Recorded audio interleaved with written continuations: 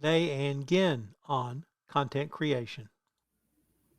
Hello, everyone. This is Tom Fox back for another episode, and I'm absolutely thrilled today to have with me Ann Gynn.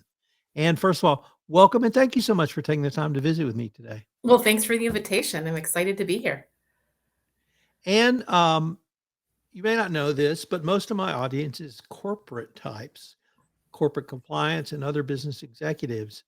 But I've really been intrigued with what you guys and you are doing at the Tilt in terms of content creation and how you all really facilitate that um, uh, group and community, and really, in many ways, I think lead the discussion. So I'm a happy and proud subscriber to your newsletter, and that's how I came across you. And I think you guys have a lot to say to the corporate world, specifically because the compliance professionals listening to this, their customers are their employees. So they are speaking to an internal audience and they don't think of content creation as a mechanism, but they're doing it every day. We're doing ongoing communication, sometimes training in a variety of settings. It could be email, it could be video, it could be a town hall. And it just struck me that what you guys are doing and what you're facilitating in your conversation really makes a ton of sense for the compliance professional to think about, or as I say, have your people talk to my people. So that I was really excited to have you on the pod. So with that, could you tell us a little bit about your professional background? Yeah, so I have been in content for many years from it, and goes back to actually before high school, but around high school, my nickname was actually Editor Ann, and that's still what I'm doing today. So part of what I'm doing today, but it's still around all things content. So my background's actually in journalism, and I was a daily newspaper reporter when newspapers were daily and printed from that. And then moved over into marketing and public relations. And the great thing about journalism training, right, is it lends itself to a lot of what modern, and by modern, I mean the last 15 plus years of marketing to get into and of public relations. And as you were talking about, really all communication in a way that content has taken on a new life or an expanded life, maybe. So I came into the content creation world in about 2010. I was starting a new business focused on legal and regulatory compliance. I'm a lawyer by professional training, and I'd always written a lot of legal articles. I was laid up from an accident, so I started blogging and started tweeting, LinkedIn, social media. That led to my first book. That led to podcasting, and I've either evolved or devolved, I'm not sure which, into largely content creation. But I absolutely see what you just said, and I really wanted to start with as general as I could get. What is a content creator, business entrepreneur, or other? Yeah, it's a great question, and it's a new burgeoning term. So we like to say content entrepreneur, which is more specific, and I'll kind of get into that. But it's a person. In the old days, you needed media, right? To get reach audiences, you need the newspaper, the television station, whatever it was, but a formal kind of mainstream media or trade publication, whatever it was, to get to an audience. In this digital age, you don't. That's not required to access an audience, and you can build your own audience, and that's what content entrepreneurs are. I like to say that they're mini media companies. Really, they're solo media companies, because that's what you're building an audience to. The idea is to run the business part of it, right? Not just create content, but to get an audience that then you can monetize in a couple different ways from that. And that's what media companies have been doing for years, right? Selling subscriptions, selling ads, and selling products. So it's kind of an exciting time because individuals, and you've been doing it for a while, right, is to have a business, a media business that you can do as much or as little with as you want. So, and I tell people, if you give me a word, I can give you a sentence. If you give me a sentence, I can give you a paragraph. If you give me a paragraph, I can give you a blog. If you give me a blog, I can use that to create a white paper. And if you give me a white paper, I can use that as a basis for a chapter of a book. And if you give me a chapter, I'll write a book around it. Turns out that same sort of either process or mentality works in a podcast. But with a podcast, I can get a transcript, which can form the basis of a blog, which can then form the basis of a white paper, which then form the basis of a chapter of a book. Is that do you guys advocate a process for the content creator, or do you go in a different direction? So it depends on the creator. We are advocates of do as much with what you have or what you create rather than creating something new for everything. So your podcast example is perfect, right? You don't have to create a podcast, do an episode, then write an article, think of a newsletter topic and put it all together. You can take one content product because we believe content is products, our products. I'll get my grammar. But the content products can be blown up into other pieces, parts that you don't have to recreate the wheel every time from it. And that's really how you can make the most of your content, and whether you're an entrepreneur or someone else, and still have time for a life rather than creating everything that you need to start from scratch. I talk to a lot of creators for a lot of different podcasts. So I talk to authors, I talk to artists, I talk to songwriters, and I'm as guilty as the next as this as anyone. But is hopefully do content creators need to understand the business side of entrepreneurship? Yeah. And that's really where the tilt goes is there's a lot of stuff out there about how to create content, how to do what you have, make the most of the content you have. What we focus on with our audience is how to run a business. Because, and I always say this, people get into they like the creation part, right? They like the content part. That's usually why they get into the business. They're not doing it because they want to be entrepreneurs. At least that's not the first part. The first part's usually the content. So the second part is usually the weaker of their skill set, or the thing that they don't pay as much attention to. And frankly, it's the harder part if you're a creator is to think of the business side. So that's where we focus on with the tilt is the business side of how your content business should operate. And that really leads me directly into tell us about the Tilt. What products you offer, what services you offer. It's a great newsletter. You have incredible resources available for free on the website. But just tell us about the Tilt. Yeah, well, thank you. It's a love and a business, which is a lot of content business. So, a couple of years ago, the Tilt started by Joe Polizzi was the founder of the Tilt. And for those of you in the audience probably don't know, because this is a compliance audience, Joe started the Content Marketing Institute about 15 years ago now, and had a very profitable sale. But he got back into the business. He didn't think he was going to do this. He got back into the business because he saw more people during the pandemic asking questions about his book, Content Inc., and running a content business. So I joined him when we started it, and the newsletter comes out. It's a newsletter, free newsletter, twice a week, Tuesdays and Fridays. We always have a feature that tackles what we were talking about, either a marketing, a business operations, audience growth, revenue, that kind of thing. And then we profile other content entrepreneurs along with some news that we curate from all the sources out there. Well, from many of the sources out there.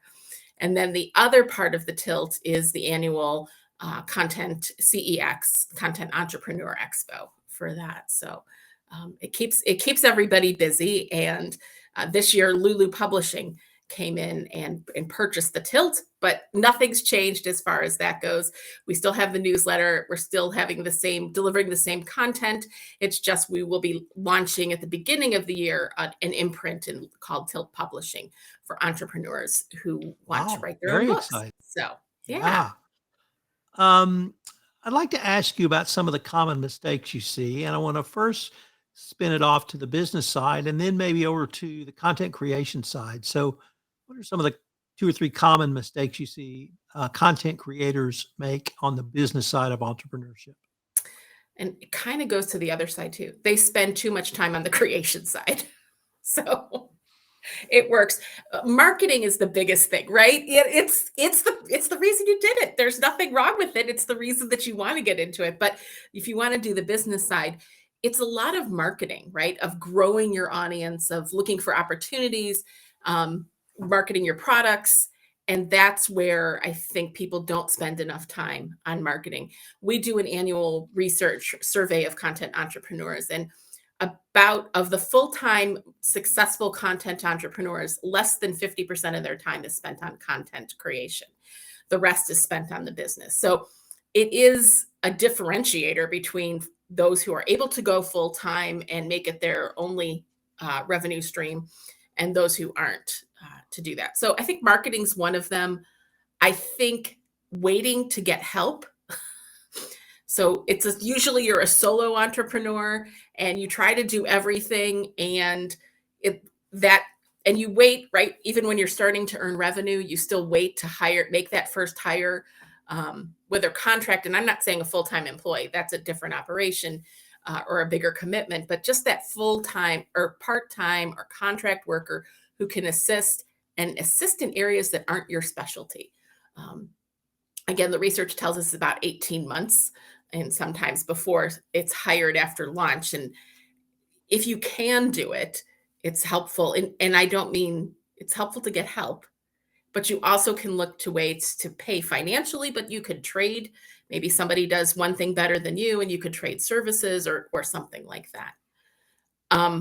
The final one I would say of the top three is professional services, right? Legal and accounting are essential to get right.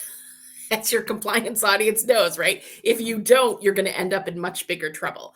You may get by, and most people do, but you don't want to go. I often see people in groups saying, like a Facebook group saying, hey, who's got a contract for this? Or what do you think about this? And nobody's an attorney in the group, and nobody's offering legal advice or where this, yeah, it just frightens me when I see those requests. So I'd say that's a challenge for some entrepreneurs. What about on the content side? Do you advocate a cadence for creating content? Do you advocate when the spirit moves? I personally have used both, but I would say I'm much more incredibly efficient. The most efficient I became was when in 2011 I committed to a daily blog, and it forced me to literally write daily. But the discipline was I set aside an hour a day and I would write something. And that's really what led to the plethora of books I published. Was I started creating this incredible library of content that I could repurpose at a later date. Do you counsel young entrepreneurs or young content creators, I should say, or do they already have the spirit? I think they have the spirit. It's the commitment and diligence that tends to lack. And I forget, you've had how many podcast episodes have you done now? Too many to 5,000? count. Yeah, I was just going to say far beyond. Just getting to 10 podcast episodes is a huge feat because most podcasts never do that, right? Everybody gets excited.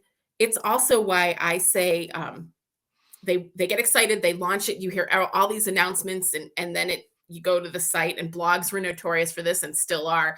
Nothing's been published in 2 years from that or longer. So what I always say is you have to commit to doing it. And that daily blog, I'm very impressed because that's a huge commitment. At the beginning, commit to what the minimum you think you can do. Don't get ambitious. Like, in fact, I would say don't commit to daily. If you do daily, that's okay, but you don't have to commit to the minimum, because, and here's where it goes, right? This is the business part. Your audience is going to come to expect it. And if you just show up whenever the spirit moves you, your audience isn't going to be paying that much attention to you. They may look at it, they may not, but they're going to find they can live their lives just fine without you. So it is about being structured and really committing to it, but it's more about the audience, in fact, than I think that is for the creator. That really leads to something I learned listening to a series from the mystery writer or thriller writer, James Patterson. And the topic was his brand. And he looked at the camera and he said, "This is my brand." And he put his hand out to give a handshake. And he said, "It's because my audience knows when they pick up a James Patterson book, they're going to get a certain type of book.